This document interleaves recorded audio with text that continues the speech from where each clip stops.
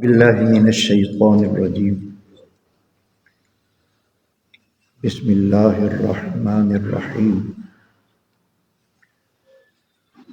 وما خلقنا السماوات والارض وما بینہما لاعبین،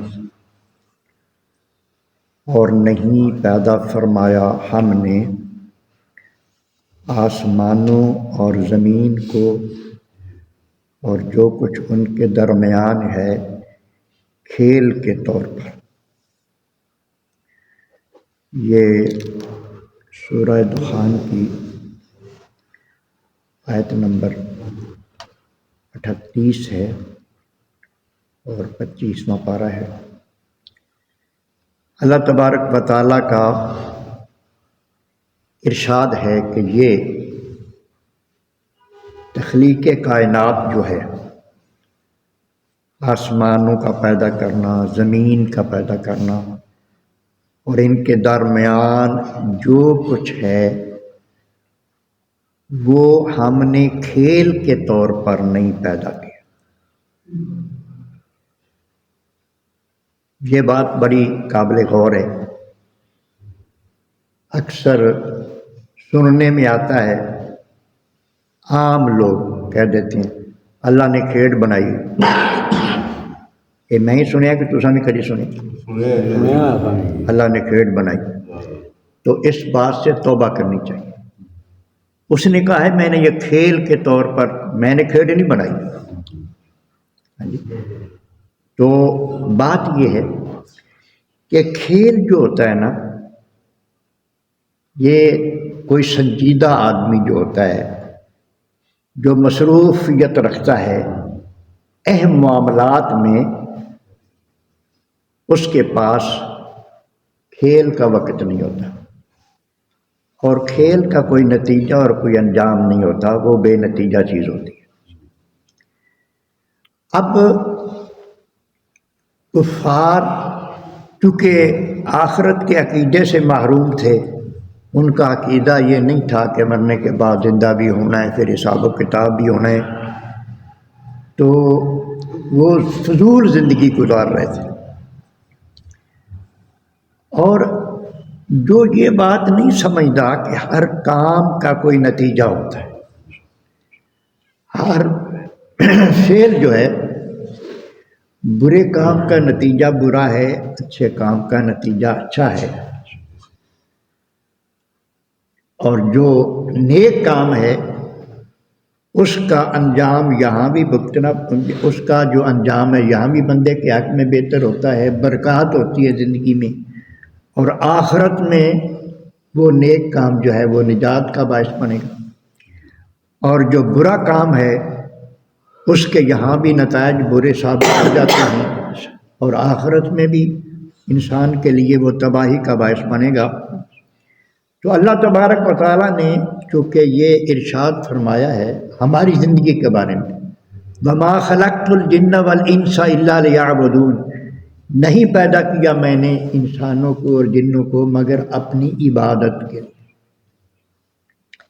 یہ انسان جو ہے اس کی زندگی کا مقصد عبادت ہے، اس کی زندگی با مقصد ہے، اور جو اس چیز کو سمجھ جاتے ہیں، ایک جگہ پہ آتا ہے قرآن مجید میں 4 پارے میں، ربنا ما خلقت ھذا باطلا سبحانک فقنا عذاب النار ان فی خلق السماوات والارض، بے شک زمین و آسمان کے پیدا کرنے میں، الذین یذکرون اللہ قیاما وقعودا وعلی جنوبہم ویتفکرون فی خلق السماوات والارض، وہ لوگ جو کھڑے بیٹھے لیٹے اللہ کا ذکر کرتے، اللہ کی یاد میں جن کے سارے وقت گزارتے ہیں، وَيَتَفَكَّرُونَ فِي خَلْقِ السَّمَاوَاتِ وَالْأَرْضِ، اور وہ زمین و آسمان کی تخلیق میں، ہر چیز کی تخلیق میں وہ غور و فکر کرتے رہتے ہیں۔ غور و فکر کی توفیق جو ملتی ہے وہ اللہ نے اس آیت میں کریمہ میں یہ بتا دیا ہے کہ وہ ذکر الہی سے ملتی۔ اللہ کی احکامات پر غور کرنا بھی ذکر ہے، قرآن مجید کی تلاوت کرنا بھی ذکر ہے، نماز پڑھنا بھی ذکر ہے۔ اقیم الصلاۃ علی ذکری، نماز قائم کر میرے ذکر کے لیے، میری یاد کے لیے۔ اللہ کی یاد جب بندہ اس کا عادی ہو جاتا ہے تو اندر ایک آنکھ کھل جاتی ہے ذکر کی برکت سے۔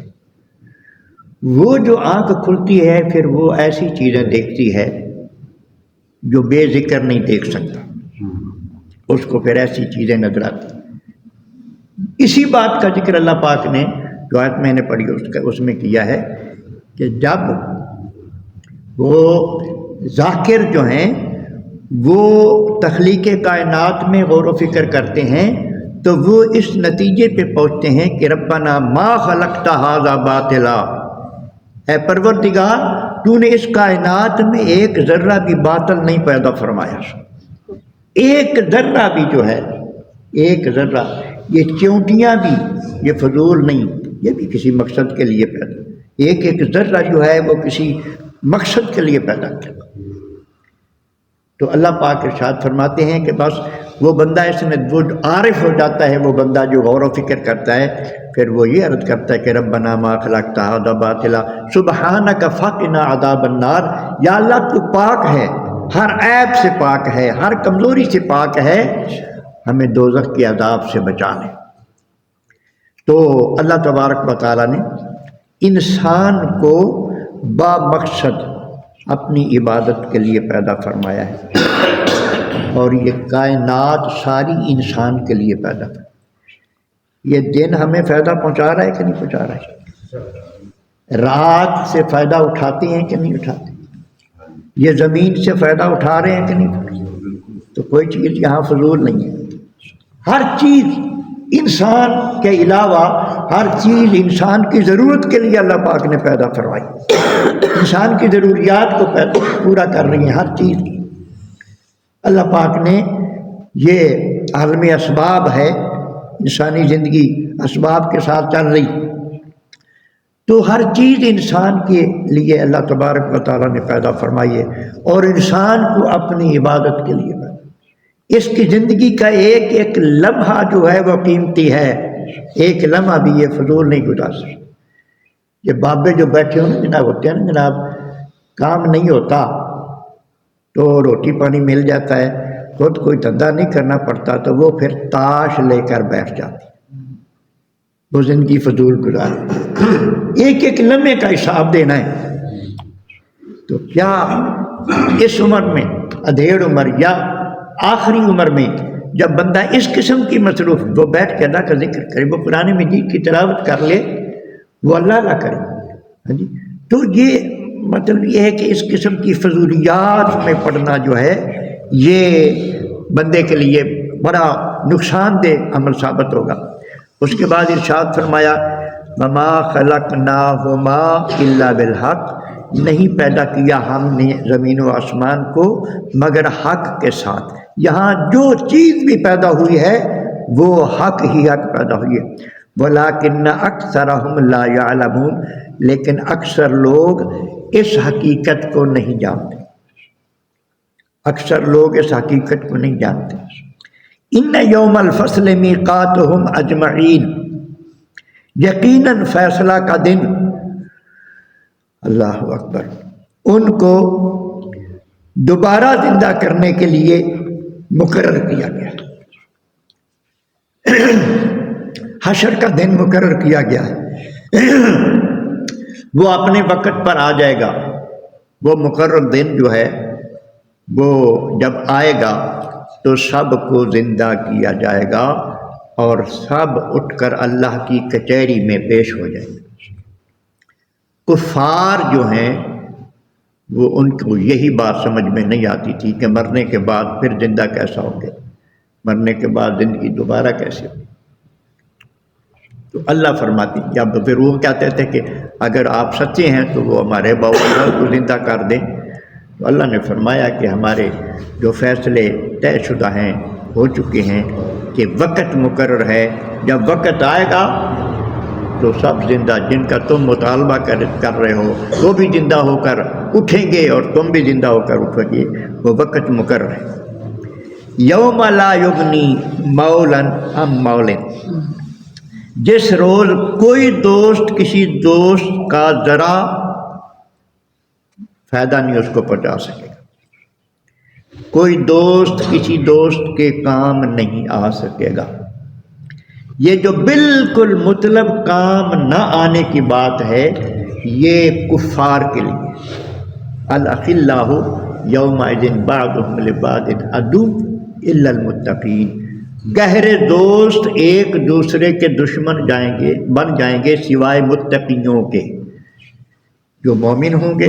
یہاں صرف مسلمانوں کی بات نہیں کی، مسلمان ہر کلمہ جو پڑھتا ہے وہ مسلمان اسے کہہ سکتے ہیں، لیکن یہاں متقیوں کی بات کی۔ متقی وہ ہوتا ہے جو اللہ کی نافرمانی سے ڈرتا ہے، جو اللہ کی نافرمانی سے بچ جاتا ہے، وہ متقی ہوتا ہے۔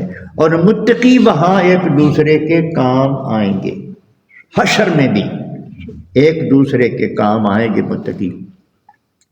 بڑی اس میں دلائل موجود ہیں حدیث پاک میں، یہ شفاعت بھی کریں گے، ایک دوسرے کا نفع بھی کریں گے۔ تو یہ